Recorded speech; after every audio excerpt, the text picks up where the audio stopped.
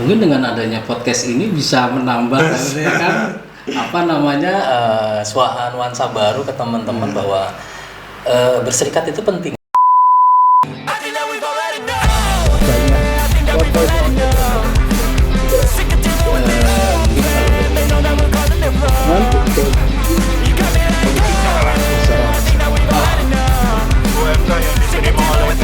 Basin dan jajarannya IT propaganda untuk pacaran 1/2022 sampai Terus kita ingin mencapai satu keadilan.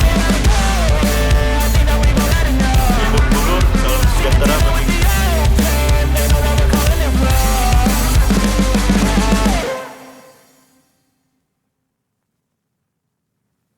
Oke. Assalamualaikum guys, salam sejahtera buat kita semua. Ketemu lagi bersama saya Alvan Bob Sopan dalam podcast Ekspresi Pas Media. Kali ini kita kedatangan narasumber yang sangat nggak kalah hotnya, nggak kalah pentingnya dengan tamu-tamu podcast kita sebelumnya. Beliau ini adalah pengurus unit kerja dari PT Spesi PT PAS, yaitu mungkin kalian yang belum tahu cari tahu di sini, yang pengen kenal ya kenalnya di sini, yaitu Bung Adi Purnomo.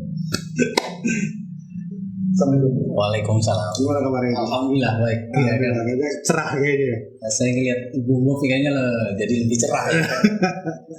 Kalau lihat Bung Adi ini guys, dia ini adalah pemilik literasi yang sangat sempurna. Bagaimana keseharian beliau, bagaimana karakter beliau, nanti kita cari tahu ya kan. Dan apa sih jabatan beliau yang diemban saat ini, ya kita tanyakan. Bung Adi, Siap. langsung Bob. siap. Saya deg-degan sebenarnya. Pas saya balik saya yang host itu ya. Jangan. Ntar itu mau nanti. Gimana Bung Adi? Saat ini periode kedua, Bang. Alhamdulillah produk kedua, syukur-syukur ya. Jangan sampai produk ketiga ya. Terus lah.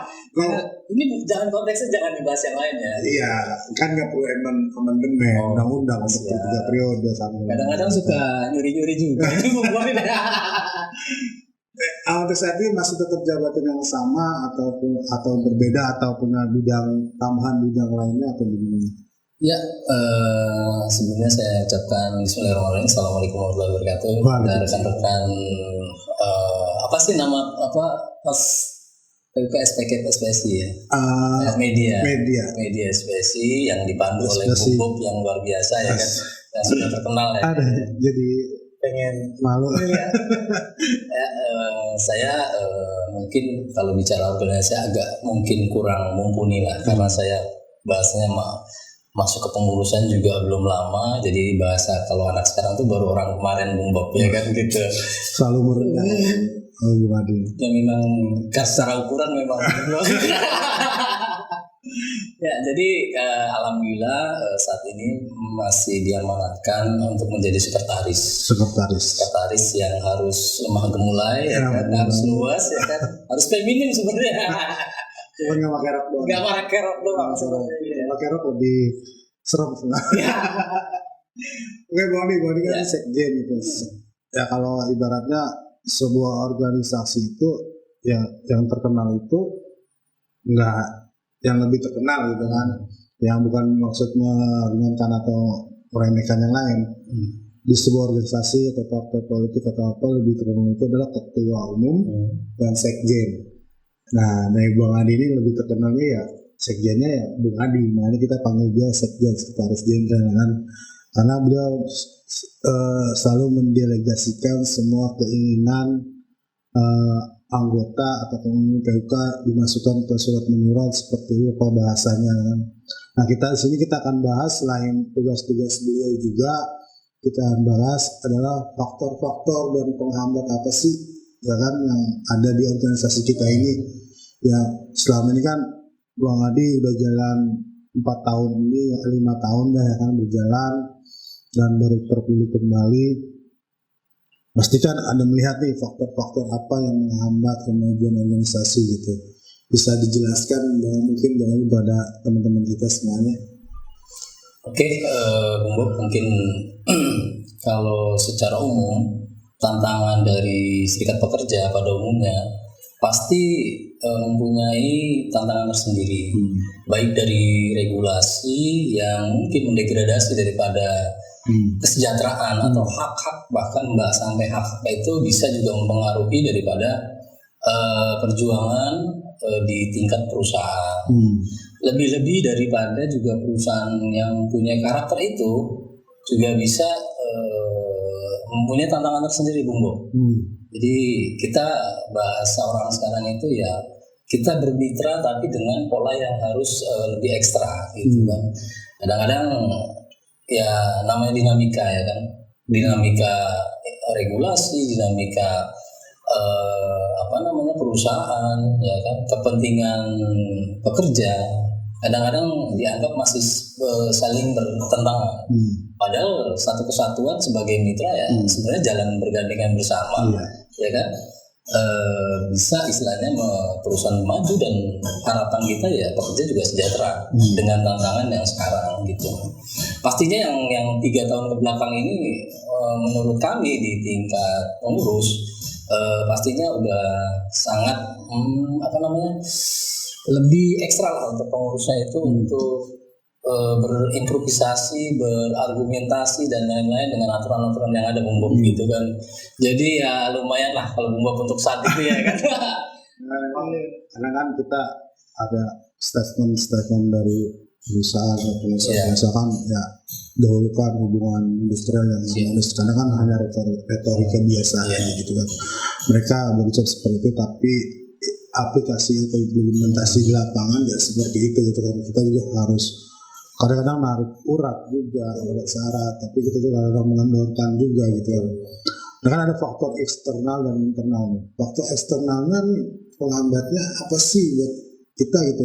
Kadang kan manusia ingin kesejahteraan gitu kan, tapi kan seperti yang saya pernah kita bahas dengan podcast sebelumnya dengan Jeffrey Rahmat bahwa kesejahteraan itu adalah relatif karena manusia nggak ada luasnya. Karena kan minta ini udah tercapai gitu kan, mereka menuntut lagi yang gitu kan. Udah tercapai, kita menerima. Jadi kadang-kadang kita sebagai pengurus juga ya bukan kita menjadi lemah gitu, cuma kan ada faktor-faktor lah eksternal dan internal yang jadi menghambat gitu kan. Faktor internal sendiri apa sih yang bisa menghambat gitu kesejahteraan kita gitu. Ini boleh sambil diminum kan? Enggak apa-apa, saya minum dulu ya. Ini dari ini air kehidupan. Ini kopinya luar biasa. Udah ada endorse-nya kayaknya, luar biasa di podcast. Belum lama tapi endorse-nya. Kopi dari Gabus ya. Cocok lah kalau gitu ya kan, sambil diisi dikit gitu. Iya. Itu bukan dari luwak bukan. Ya. Jadi kembali ke pertanyaan Bung Bob tadi ya, memang kapasitas saya sebenarnya untuk penjelasan ini ya kurang pas juga gitu kan, karena sifatnya hanya delegator ya kan. Sifat delegator kadang-kadang ya harus menyisir permasalahan-permasalahan yang ada baik tingkat horizontal, vertikal juga kan gitu. Tapi pastinya kembali ke akar rumput. Jadi bahasanya aspirasi yang disampaikan oleh teman-teman yang dimanifestasikan oleh serikat pekerja dan disampaikan kepada tingkat perusahaan, kadang-kadang itu sebuah harapan buat pengurus bahkan buat pekerja. Dan itu kadang tidak, bahasanya itu tidak di luar ekspektasi kita, Bu. Iya, kadang ya namanya harapan tingginya, cuman yang sebuah kebijakan kadang-kadang memang perlu waktu. Kita anggap perlu waktu, dan kita nggak pesimis sebagai pengurus. Kita juga istilahnya harus saling bergandeng tangan, dan karena keputusan kita kan kolektif kolegial, artinya keputusan bersama yang dimanifestasikan oleh pekerja. Jadi harapannya teman-teman juga lebih proaktif dari tingkat badan komisariat sampai tingkat anggota, semua kan jembatan yang disampaikan ke pengurus. Jadi harapannya apapun bentuknya, bahkan istilahnya kita katakanlah kritisi positif, kritisi atau mungkin yang dianggap negatif, tapi menurut kita itu is okay, nggak masalah, ya kan.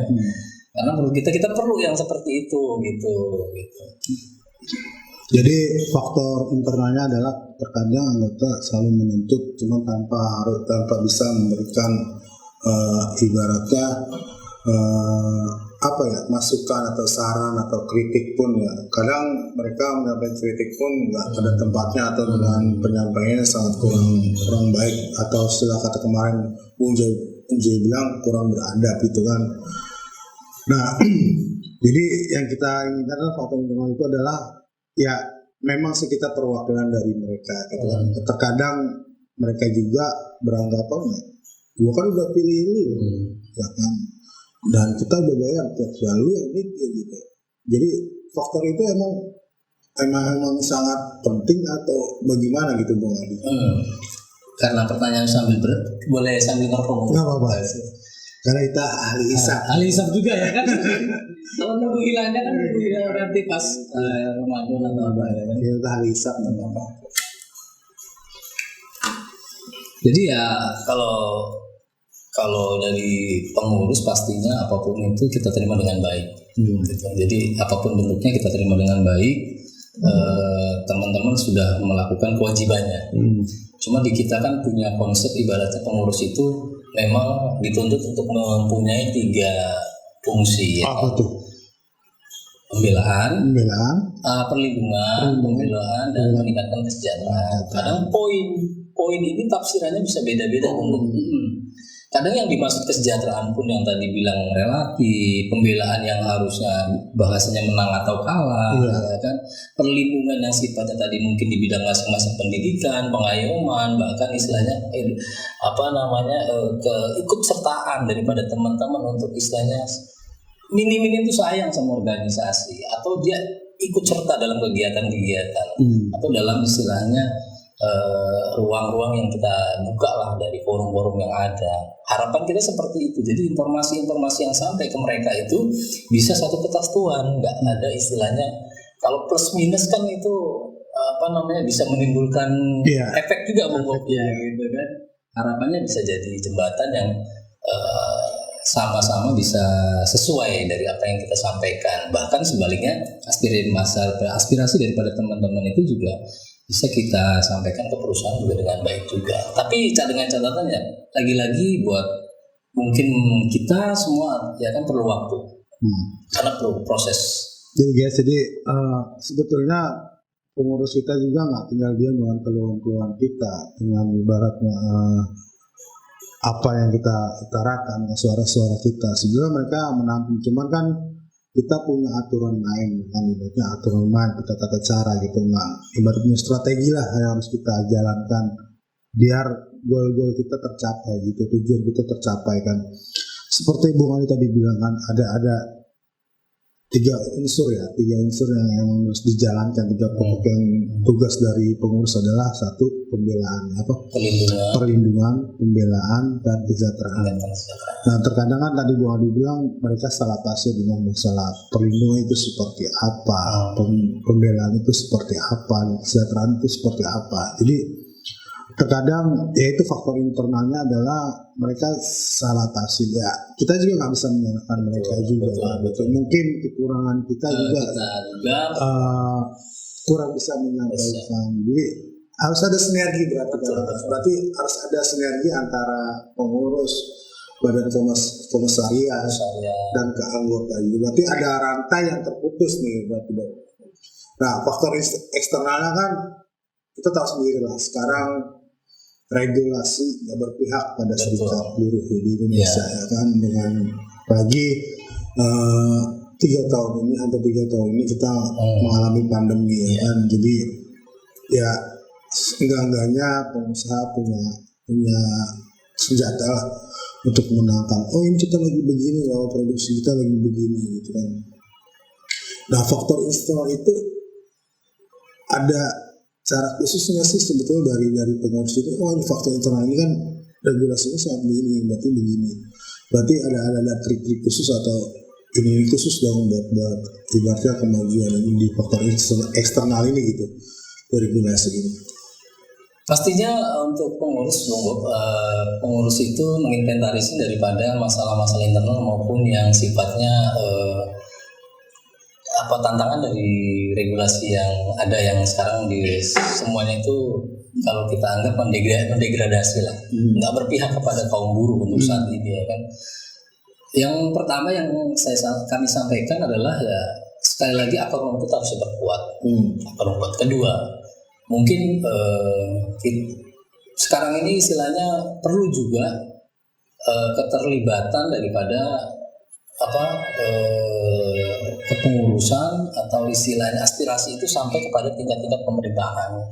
Salah satunya kan kemarin Undang-Undang Cipta Kerja dengan istilahnya beberapa elemen serikat buruh untuk mengajukan istilahnya ke Mahkamah Konstitusi ya kan. Jadi ada perjuangan-perjuangan yang sebenarnya yang juga yang berpengaruh kepada perusahaan tapi istilahnya juga ada kaitannya dengan regulasi perusahaan gitu.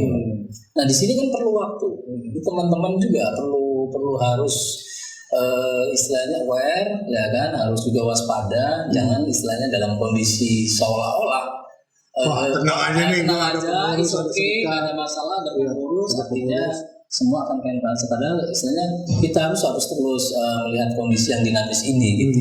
Yang jelas kami butuh mereka dalam akar rumput untuk istilahnya menyampaikan aspirasi, mendelegasikan ini loh aspirasi daripada pekerja. Karena rumah kita di perusahaan ya kita berunding sama perusahaan kan gitu. Harapan kita ya perusahaan dan teman-teman bisa istilahnya kita tingkatkan kesejahteraan dari hal-hal yang normatif. Kita harus lebih baik kan gitu. Cuma lagi-lagi proses itu kadang-kadang strategi itu nggak bisa kita sampaikan Bung Bob ya kan? Secara vulgar ke teman-teman. Ada strategi khusus yang bahasanya kita nggak berpikir konsep negatif ya, dalam arti kita berpikir ada hal-hal yang perlu kita pertimbangkan dalam menyampaikan satu materi atau argumentasi yang harus kita sampaikan pada perusahaan gitu. Ini kan mungkin itu faktor eksternalnya gitu dengan regulasi yang ada sekarang gitu kan. Terus ada strategi, Bung Adi bilang ada strategi khusus yang berarti nggak bisa kita bicarakan gitu kan. Nah, bagaimana sih gitu kan ibaratnya menjelaskan kepada anggota kita kan, karena anggota kita ini mayoritas belum paham atau belum ngerti berserikat gitu kan. Mereka secara ibaratnya mereka memang mau berserikat, cuman mereka kurang paham gitu. Ibaratnya kurang mengerti dan mungkin ya menurut saya karena kurang paham itu karena mereka gak peduli dengan tenaga kerjaan atau serikat gitu kan, mencari tahu ini tadi mau dibilang mencari tahu atau ibaratnya lebih aware lagi kepada serikat gitu kan.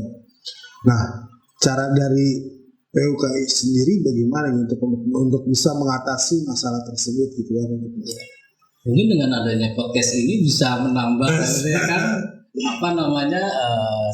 nuansa baru ke teman-teman bahwa berserikat itu penting lah, ya kan seperti itu kan, bahwa ternyata berserikat itu indah juga. Berserikat itu nggak harus dianggap notabene-nya itu negatif atau ketakutan atau apa, karena kami itu pengurus itu memang bermitra dengan perusahaan dalam arti yang proporsional kan gitu. Jadi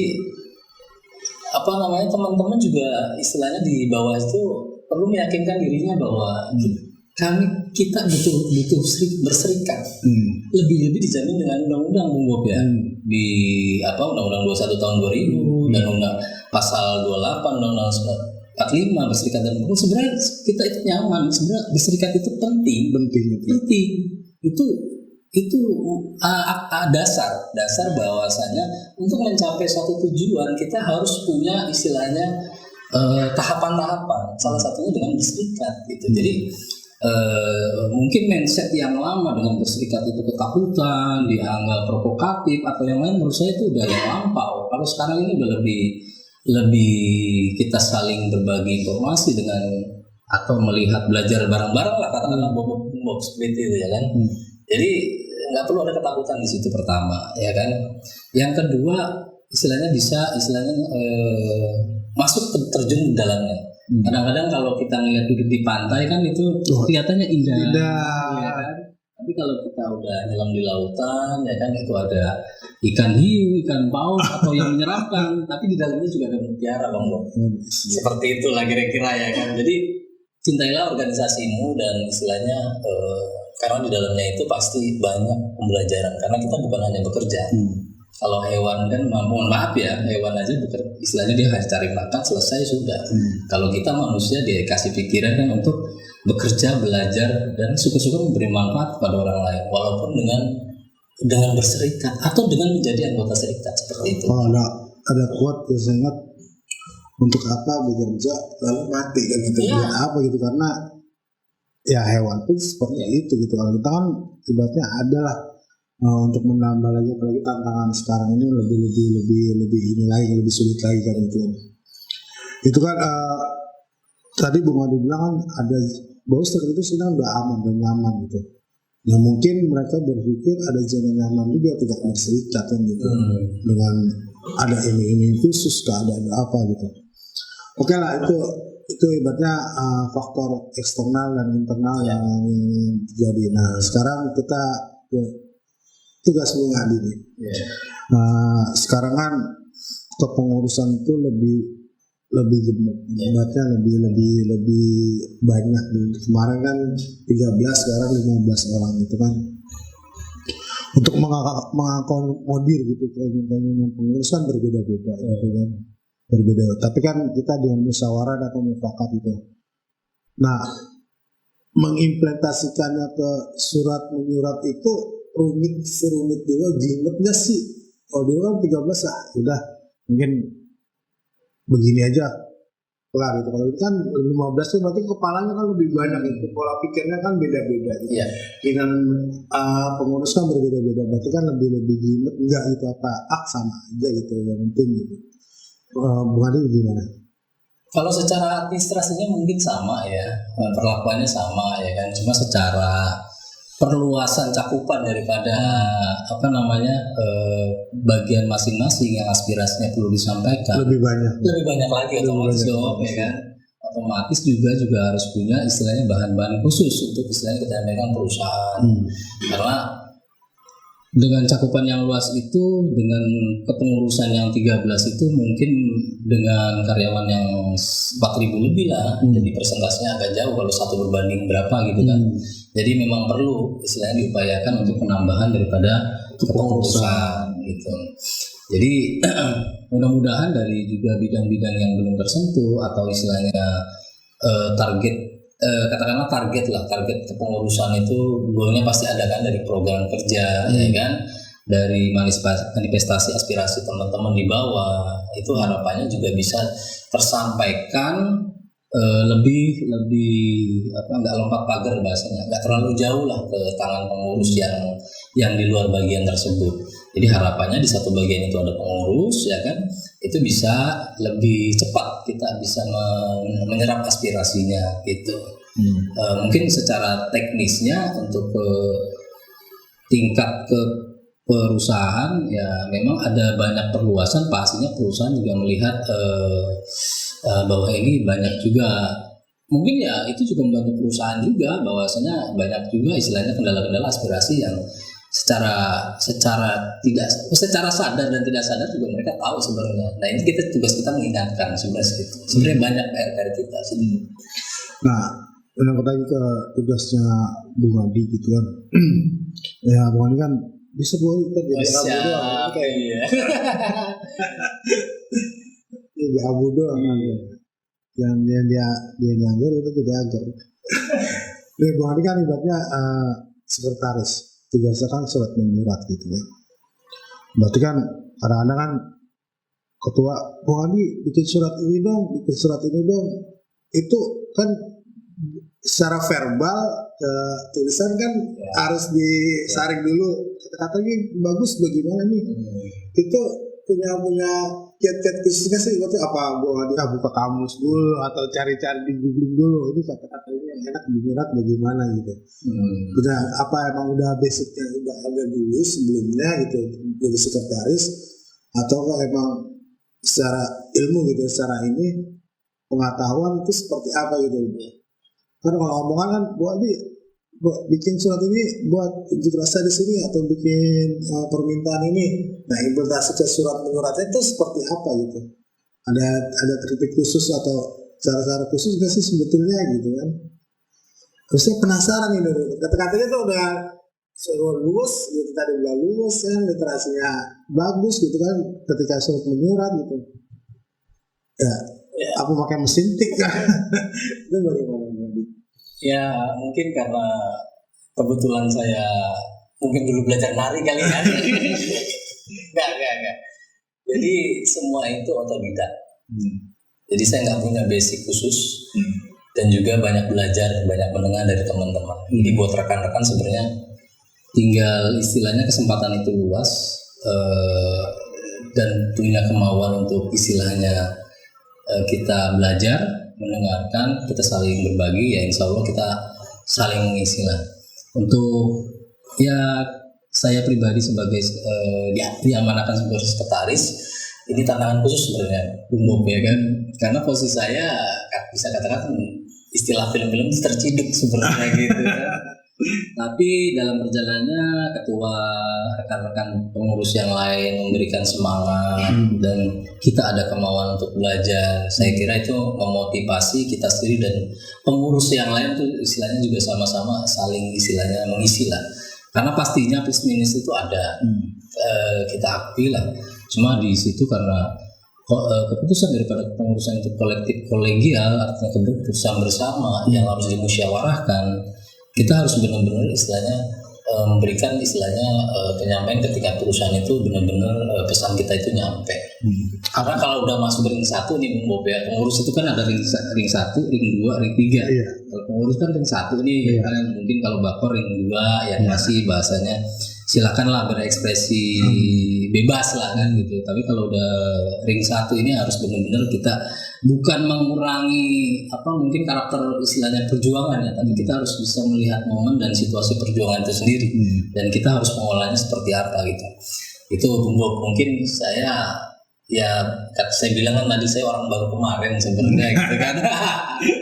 Jadi nggak terlalu bisa banyak menjabarkan istilah tentang edukasi lah, tapi paling tidak dengan kondisi yang ada, kita belajar dari kondisi, dari teman-teman di bawah, dan perusahaan juga istilahnya berharap ibaratnya kita bermitra dengan baik, kita pun pengennya juga perusahaan juga istilahnya maju dan juga bermitra dengan baik kita, ya bagaimana kita caranya istilahnya supaya bergandengan tangan ke depan dan teman-teman juga nyaman, dalam arti dia nyaman juga di organisasi, nyaman kerjanya, nyaman dengan hak-haknya juga.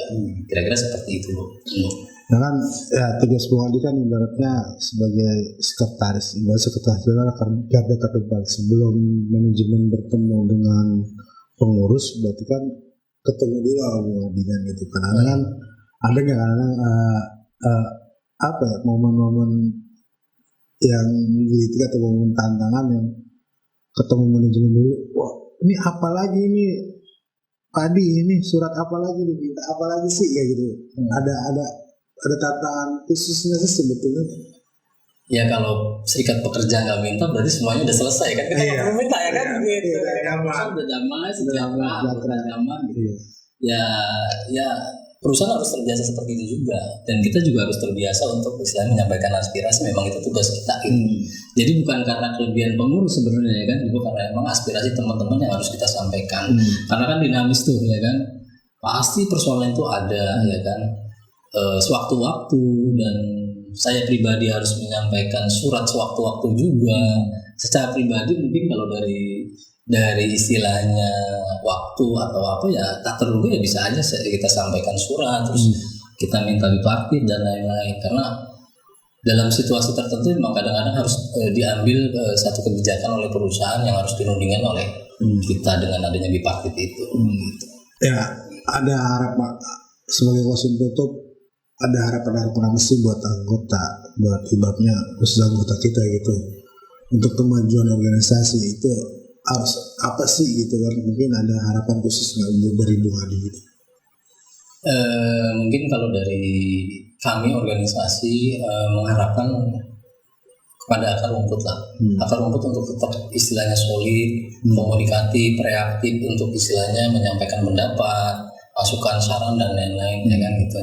Dan untuk tingkat pengurusan ibaratnya pasti menerima aspirasi tersebut dan menyampaikan kepada perusahaan apapun pertimbangannya tanpa harus diberikan inspirasi. Kita juga mencerna kondisi-kondisi di lapangan sebenarnya gitu ya. Mungkin lebih nyamannya bahwa kita cintailah organisasi karena bahasanya siapa lagi yang karena perjuangan itu bukan milik PUK, perjuangan itu milik bersama. Dengan adanya akar rumput di bawah yang kuat, artinya tingkat pengurus juga bisa menyampaikan itu lebih nyaman juga Bung Bob. Artinya teman-teman punya hak berorganisasi, cintailah organisasi karena perjuangan kita masih panjang dengan tantangan yang panjang. Harapan kita seperti itu Bu, karena proses itu mahal harganya dibanding hasilnya. Iya, banget. Oke guys, itu obrolan kita hari ini dengan Bu Adi Purnomo, obrolan yang sangat renyah, gurih, nyoy. Jadi terus stay tune terus di channel kita SPSI Pas Media, karena kita akan mengundang narasumber yang sangat berkompeten lagi di bidangnya. Bu Adi, makasih banyak atas ilmunya dan saya yang belajar tadi proses berikutnya bahwa proses menurut saya adalah perjuangan itu yang sulit bukan melalui prosesnya, tapi mempertahankan perjuangan itu yang lebih sulit lagi. Oke guys, assalamualaikum warahmatullahi wabarakatuh.